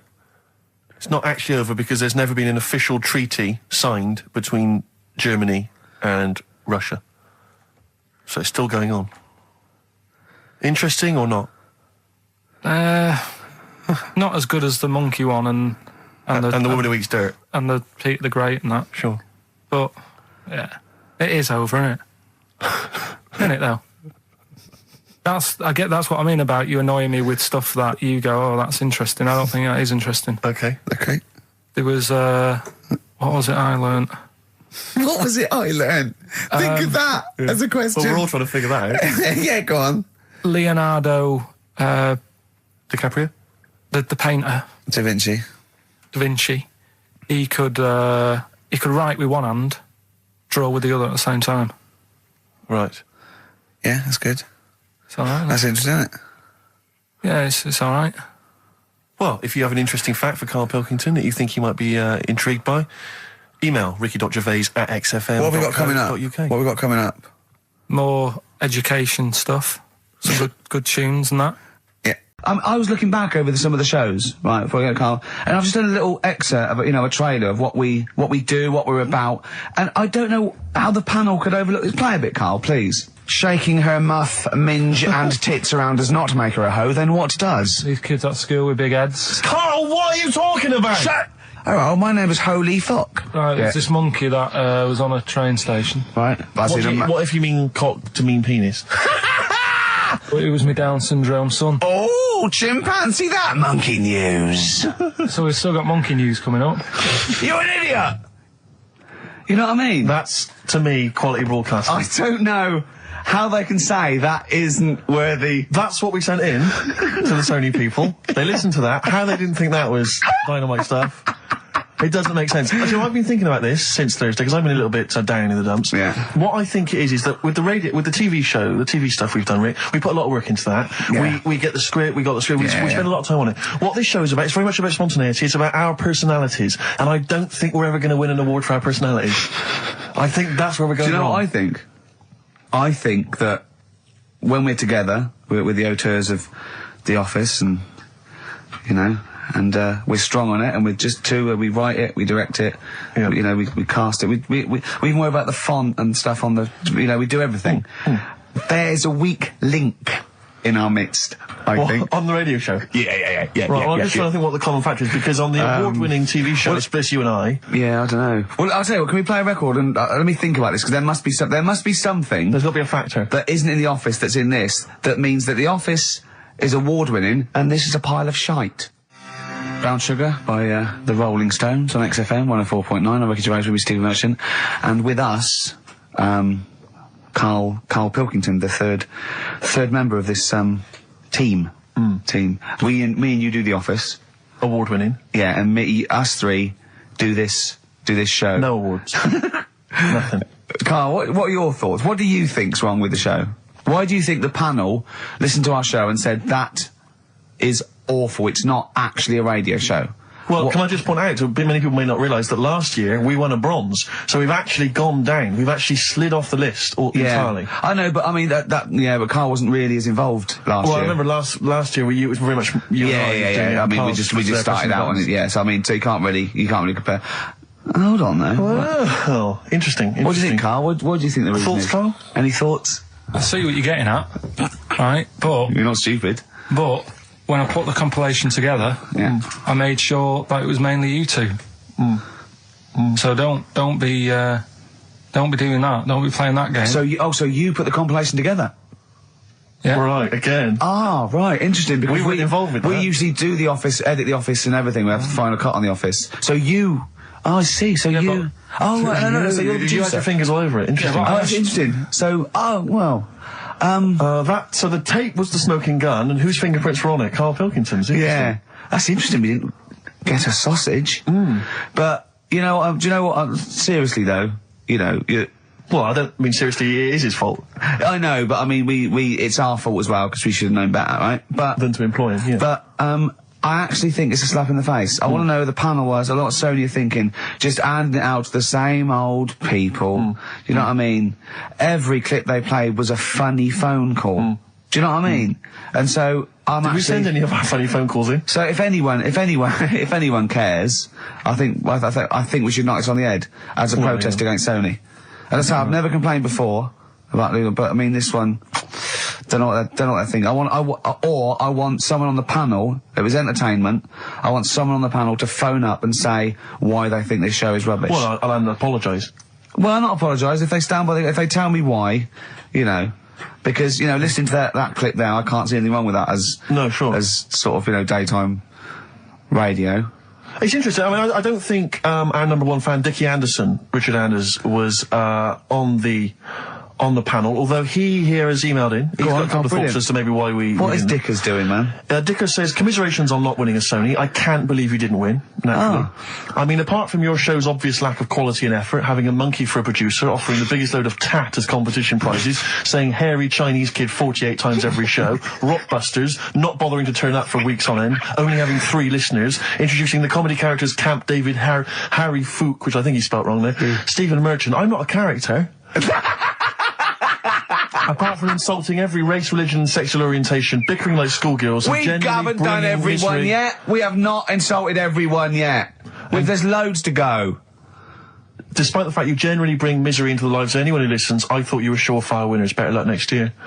Well... I mean, a couple of constructive, you know, criticisms there, but generally, I still can't nail it. Was he on the panel? Well, I don't think so. Well, he's a fan, so... Yeah. Well, no, he's clearly a fan. I mean, he obviously loves the show. Because he has hit the nail on the head. Oh. Which... Yeah. But, what should we do? Should we give up or should we try harder? That's always my dilemma in life. Sure, yeah. I mean, I've always gone for the first one. Give up? Yeah, why bother? Yeah. If they can't see, just give us the award. Yeah. And then worry about it later, and we won't let them down. Yeah. Now they've got blood on their hands. We're gonna. Yeah. What should we do? Give a couple of months notice? I think so. Okay. Well, there you go. I mean, seriously. I mean, I think. I'm being serious. I'm not being wacky now. We haven't told Andrew, but I think we've won our course with this show. Yeah. So let's. Okay, we'll give it a month, and it's because the Sonys didn't give us anything. Play a record. Yeah. There you go. You got to do a bit longer than that. No, we haven't. Got to give a month's notice.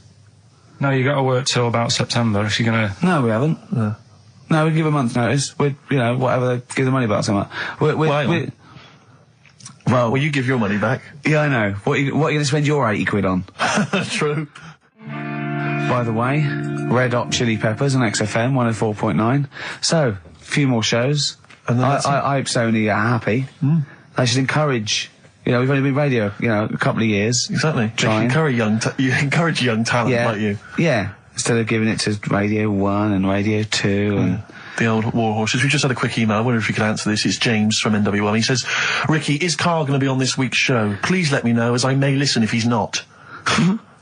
Sadly, he is here. I mean, people are already turning against you, Karl, because they've seen what's happened. Yeah. I think they've probably realised that I think we gave you too much. I think we've got a spoiled sort of kid in our hands. It's sort of like, you know, we knew how bad he was, but we were trying to sort of bring him out of his shell a little bit. Yeah. You got to encourage sort of, children like Karl. Well, yeah, exactly. To sort of fend for themselves. I like the fact that Dickie Anderson had that wonderful rant. I mean, it was an articulate email. It was quite long, and he must have typed it immediately. I'm thinking, because he's a fan of the show and he thinks I'm a genius, we need a PA. Sure. Don't we? Yeah, yeah. Do you reckon he'd come and work for us? Well, he can't be any worse than what we've already got. I know. You know. So, there you go then. We're giving up radio. We're going to concentrate on television. Karl's going to probably go back to what? Your little...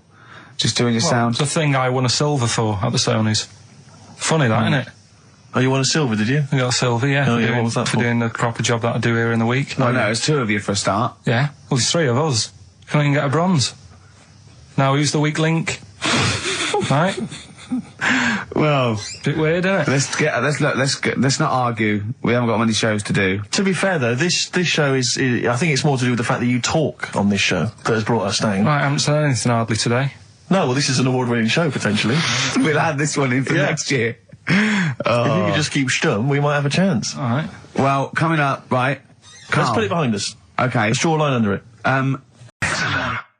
Radiohead, they're there on XFM 104.9. I'm Ricky Gervais, Steve Merchant, Karl Pilkington with the answers to Rockbusters, the biggest quiz on radio, probably. Do you want to remind us the quiz? No, you mean the crappiest quiz on radio? Yeah. Right. First one was, that fella likes sucking on iron. Yeah. Right. The initial was M. Yeah. What was the band? It was Metal Liquor. Alright. What's Metal Liquor? No, wait, I've never heard of a band, Metal Liquor. Metallica. You said Metal Liquor, I don't understand. Yeah, Metal Liquor, Metallica. Yeah. What? No, say it again and try and make Metallica sound like Metal Liquor. Metallica. Metallica. Metallica. Is he having a fit? Say it again. Make Metallica sound like Metal Liquor. Metallica. Metallica.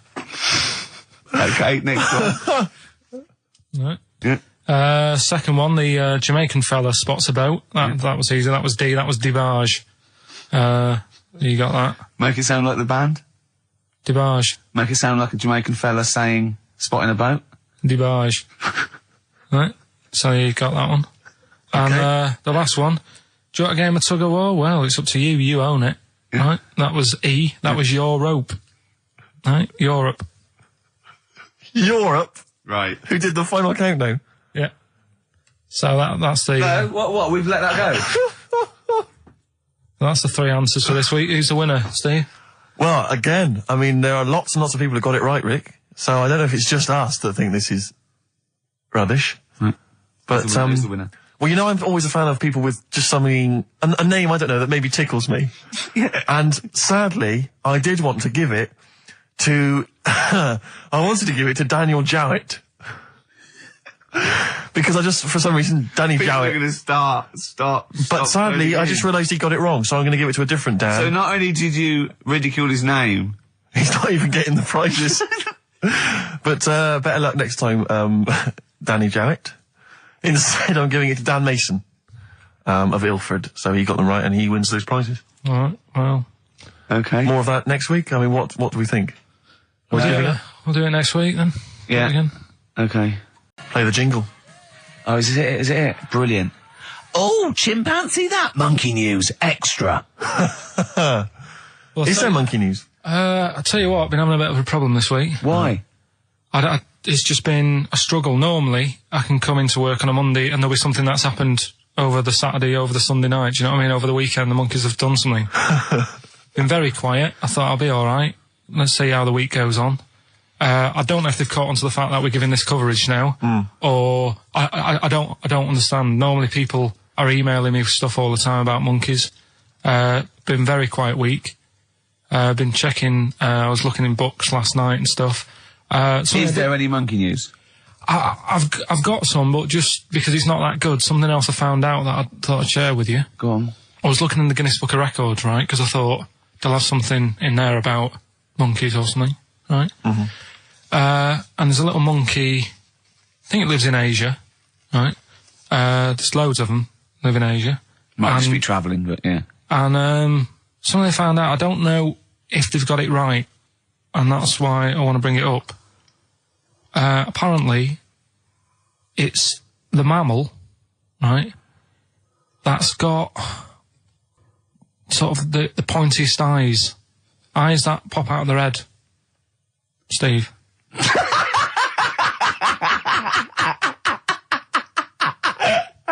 Now,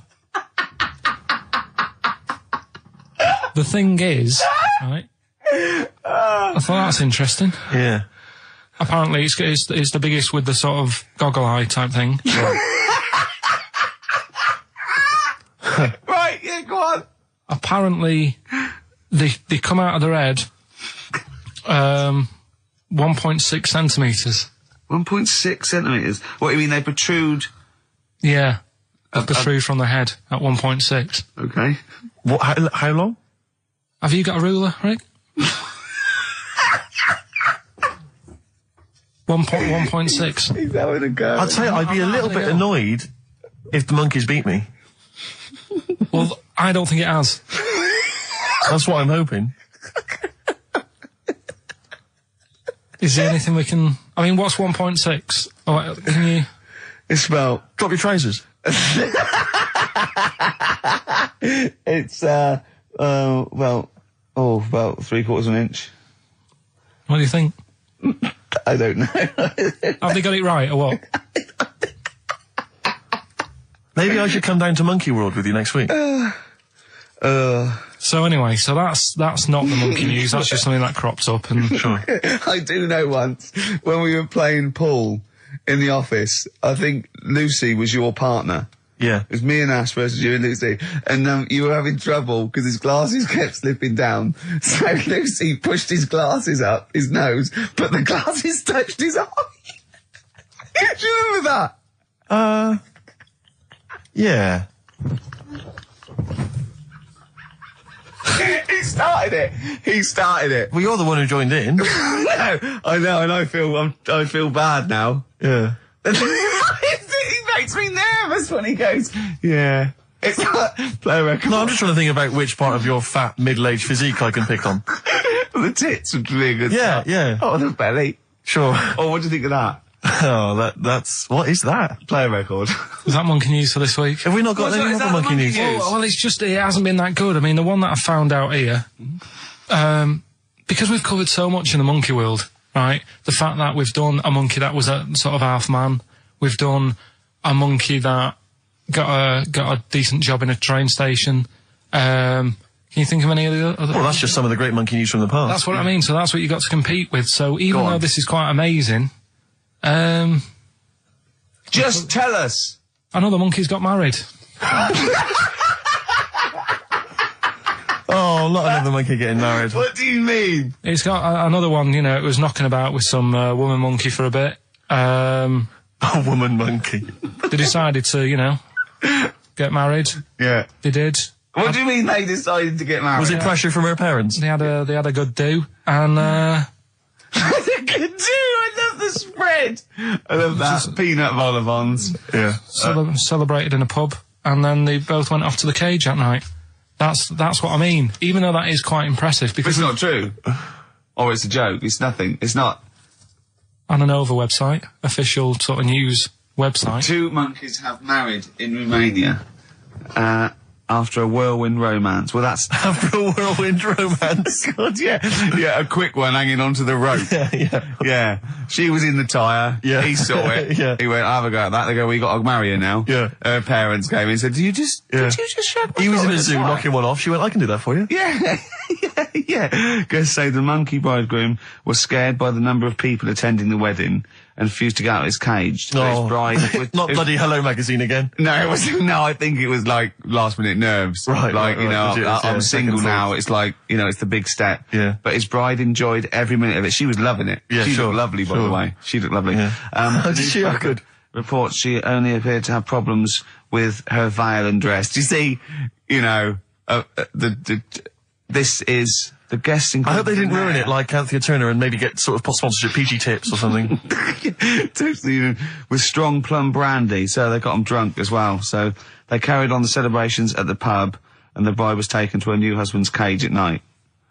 I apologise. Play a record. I'll tell you what winds me up. What? Monkeys getting married. I know. And I'm not getting any action. And I got bigger eyes.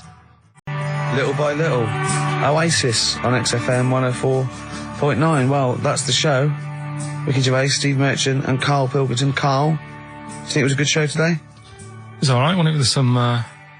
What do you think good moments, the loyal listener has gotten from today's show? What do you think that we've added to the world? Well, I think they know what they've got, right? But if someone's just tuned in, I can tell them they've missed out on some good stuff. They've missed out on Chang and Ang.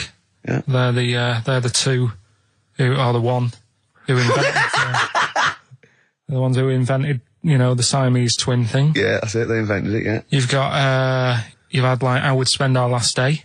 Yeah. Right? Running people over. Chicken with Teeth. Oh, he says it like, there's no other show that could give you all this. Yeah, go on. Gay Yankees. We've done that. Yeah. No one will be having a problem there tonight. Yeah. Another monkey marriage. Another monkey. Another It one. sounds like the end of the news. Yeah. You know what I mean? The headlines on Sky News and headlines and another monkey marriage in Romania. If you've thought about having your testicles bigger, Yeah. we've sort of covered that. Yeah. And the monkey that had big eyes. Yeah. If it's listening, its position might not be safe in the Guinness Book of Records. And of course, Karl stays hard by looking at firemen. Indeed, we've also learnt that. Well, that's not true. Well, you did. Yeah. All we know is that you saw a fireman and it didn't seem to affect your erection. We avoided saying erection In fact, for 2 hours. if anything, it prolonged it, from what we can We've tell. avoided saying just erection for 2 hours, and then he just Healthy young man. yeah. So, Yeah, no, sure, I'm sure he was. I'm sure he was, but... Firemen keep Karl hard. right. You asked me to Pete for dinner, listening. you Amy Mann to end with. See you next week. That worked, didn't it? See, panic over, calm now. You're on holiday soon, aren't you? Yeah. You got to go off early. Well, about How many holidays have you had? Because I only ever have time off when I'm working, like doing another job, like, filming or something. But you seem to have a lot of holidays, just like, and you were sick as well. You was just like, because you had wet trousers, which is a little bit... Do you not care about the job? I mean, I've got to ask because, you know what I mean? If I was in charge, I'd worry about your motivation or... Because yesterday we were trying to work out what you enjoyed doing, and we got to Manchester United and moaning. And that is the two we came up with. I don't know where you get the moaning thing You're from. always whinging. About what? Everything. When did I last have a moan? Just before we came on air. Right, and why was that? I don't know, I can't remember. Because we were in good mood. We were in a good mood, me and Rick. I'll tell you why. Go on. Because you brought a song in at 10 to 1 Yeah. with a load of effing and jeffing in it. Yeah. And saying, can you edit this? Yeah. But that's your job. You could have brought it in yesterday. No, I couldn't. Why not? I hadn't thought of it. But why are you whinging? That's your job. And I didn't come in 10 minutes before. It was a good 20 minutes before. It just took you ages because you were whinging and moaning to even get started. I'm not being dragged into this. You are always... I'm on my holiday now. Well, not yet. No, you're not on yet. You're still working. Well, that's what's funny. This isn't even work, right? And yet it should be. Compared to what I do in the week, This is a doddle. Well, it's because you're not putting any effort in, clearly. Where are you going anyway? Where are you heading? Farmwall. Yeah? What's happening down there? Well, there's a monkey world. You're excited about that? We're going to see that. Probably go twice to that. Yeah. Whilst I'm down there. How long are you in for? The whole week? Yeah. Yeah. So, this is with your parents, isn't it? Yeah. Taking them out. Your father, what do you think your father will be up to? What's he going to be nicking on this holiday? Well, Tin. There's a lot of tin in Cornwall. Since they've shut the mines. He's just called Suzanne, said they've got there, said it's a nice little place. Mm-hmm. There'll be no towels when you get there. So what are you do? What are you to do? Just going to chill out and sort of like go to the pub and stuff? Yeah, like I say, I mean, all I've got planned is probably probably Tuesday and Thursday at Monkey World. What about Wednesday? What are you thinking of Wednesday? Just wandering around? Just sort of think about, you know... King Arthur and that. Where he was down there, wasn't he? I don't know, but I'll tell you Where are you something. going? What town? I don't know. I don't know where it is. Suzanne sorted it out. Yeah, she sorted it out. I heard you on the phone to her saying, well, pack 2 pairs. Poor woman. She's packing your bags for you. Yeah. Right. But, you'd spend more time at home if Steve didn't come in at 10-2 with a rap record with, like, obscenities all over it. Yeah, well, we'll play that next week. Well, you didn't even get the job done, that's the thing. We can't even play it because you didn't get finishing time. I'll tell you what. Kings of Leon, Red Morning Light on XFM 104.9. I'm Ricky Gervais, with me, Steve Merchant and little Karl Pilkington. Getting excited because it's his special time of the week where he gets to talk about a cheeky freak of the week. Well, just get Rockbusters out of the way, right? Because I've got to put these prizes in the post bag now. You know, I wasn't getting back into London. Well, I was up for it. I was up for it. Past 7, but yeah, but we all need to be there. It's not just me and you being there. Yeah. So.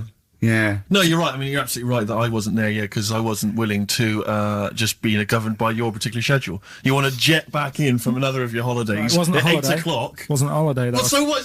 You what were do you out mean? of town. What do you mean it wasn't a holiday? What was it? It was a treat, wasn't it, for my mum and dad? So it wasn't a holiday. What? So you didn't enjoy the 5 days off? You'd rather have been here moaning 8 hours a day, 7 hours a day. You see, we said last week that you're always whinging. Here you are whinging now. I'm not and you're moaning. saying it's not even a holiday. You're saying it's not even a holiday. What was it then? Would like a nurse who take sick children to Florida, would they say having a great holiday? Sorry, what particular ailment did your parents have for the week that they had to fly in Karl Pilkington, MD? Yeah. What are you talking about? Well, all right, it was a holiday. Well then, good. Now some honesty, now some truth. So you came back from your holiday, you wanted to start back to work straight away, Steve couldn't be bothered to meet. Is that what you're saying? That's what I'm saying.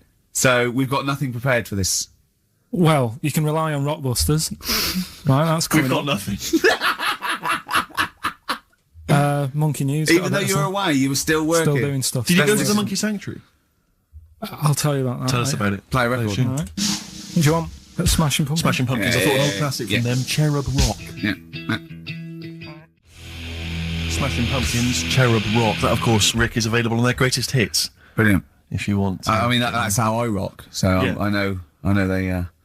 I'm very much the shape of a cherub as well. Well, indeed. Naked with a couple of and a rosy big arse and a trumpet. Yeah. Do they have trumpets? I don't know. I've just had an email here. Monkey News. Yeah. From a listener. Monkey spotted holidaying in Cornwall. A chimp was spotted holidaying in Cornwall last week after befriending a family of 3. One onlooker said, "It was incredible. He dressed and behaved exactly like a human being. He even settled the hotel bill at the end of their stay. The only telltale sign was his lack of table manners and the incoherent babble when he opened his mouth." There we are. So, Well, what do you think of that, Carl? that's the listeners, Carl. That's Joanne. Amusing, articulate, accurate. She remembered Accurate. exactly who's there and everything. Setting the bill. It's all there. So I mean, even though people think that you're slightly simian, slightly less than human on the evolutionary ladder, they do listen to you. So I mean, I don't know who's more stupid in the end, you or the listeners. Well, you may recall, Rick, at the end of last week when Carl had to shoot off early, we issued a little request for listeners just to bombard Carl's email with just pointless emails that really weren't about anything, just to clog up his email for when he returned. Yeah. Rick, they sent them all to us. Brilliant. I mean, that's the kind of listeners that we've got. We've got reams here on our email of just junk. I mean, it's like a Marx Brothers plot, isn't it? I mean, just ludicrous. listen. Listen to what we say. I got one about a shaved cat. Well, that's not pointless. I'll be reading that later. Oh, you're loving it. Yeah.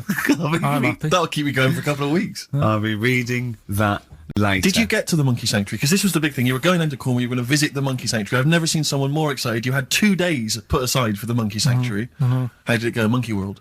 We were on our way, right? I found like a little, in a little cottage that we had, right? It's like a little folder, you know, with little leaflets in saying if you're into mountains, you want to go here. Yeah. If you're into castles and that.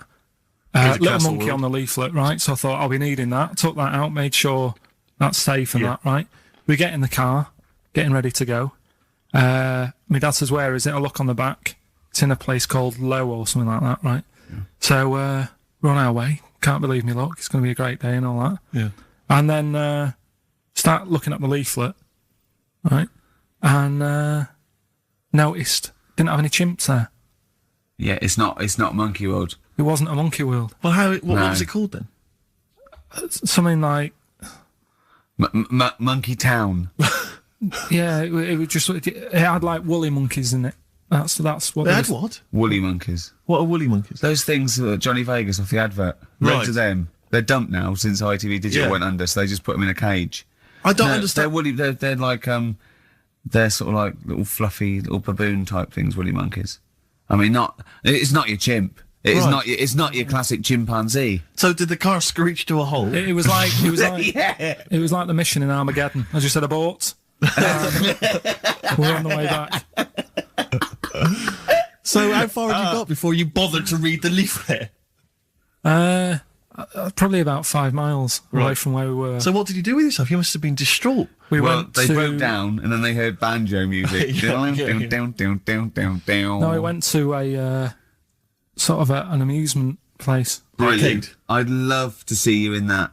What, with putting those coins in so it has to roll down and they go flat and then an arm pushes them. It was one of them. Really? Well, I spent years on that when I was little.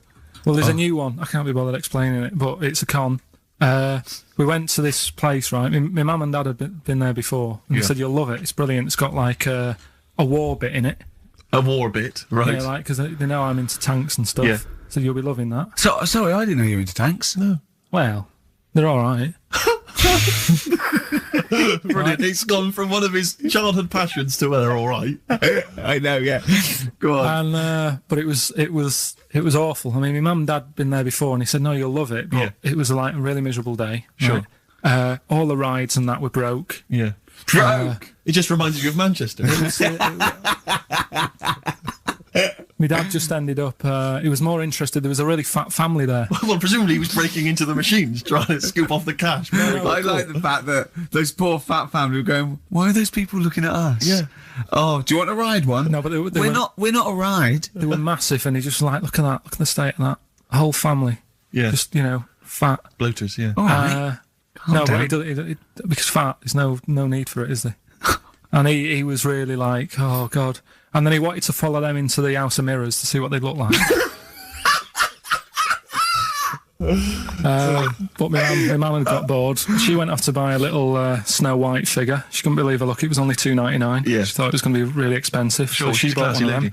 Yeah. So she enjoyed that. And then my dad says, come on, we go in. It's rubbish, this. What, the fat family wouldn't let him play with them? So he just said on the way home, he said, I can safely say that I never want to go there again before I die. So that was that. And then we went home. Why would he ever give you that information? In case it was like a secret birthday present. Yeah. Oh, God, what if they get me a trip to here? Or if he's in a coma and you go, I'll tell you what bring him out of it. That fat couple. yeah. By his bedside. Yeah. But Suzanne said she now realises why I am the way I am after spending like a week with them. Well, they told her that they dropped you on your head as a kid, or? No, just like, the way they act and that. Right, yeah. They were saying things like, Suzanne, so, why is the moon out at night in the sun of the day? Oh, God. Yeah. Oh, God, there's 3 of them. Suzanne, can you tie my shoelaces again? It was the bit when my dad said, don't waste money on a coffin for him, just put him in a bin bag. Good, we've settled that then, go on. The titles that are meant to sort of pull you in. Yeah. We've got, what was it? Stocking, Aitken and Waterman. Yeah. You've got It's Not His Vault. and get a load of this. Get a load of this. So, which pun do I pick first? I think I'll go for get a load of this. Get a lobe of this. Yeah, get a lobe of this, yeah. Well, that's a story about a girl who, she was deaf, right, for 4 years. And, it happened quite a bit back this. What year? Or was it, I think it was ages ago, was it? About, yeah, quite a bit back.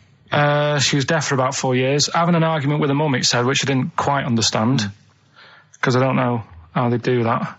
Yeah. But she was having an argument, and a man pushed her against the wall, and she banged her head, and her hearing came back. Okay. Was she wearing a Walkman, and it fell out? And she'd realised, There's no explanation. There's no explanation? Well, why is that teaching me something then? So I knew you'd say this, right? So I thought, right, I'll stick something on it. Do you know that bees are deaf? No, you can't just, no.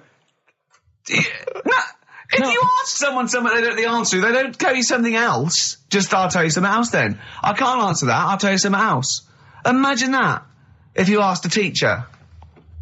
Look, how do birds fly? Wow, if you're going to do that. Tallest building is, I mean, what? Well, that was the equivalent, Carl, of running away when we asked you a question. Yeah, the intellectual equivalent of going, look over there, there's a monster. Yeah. Listen.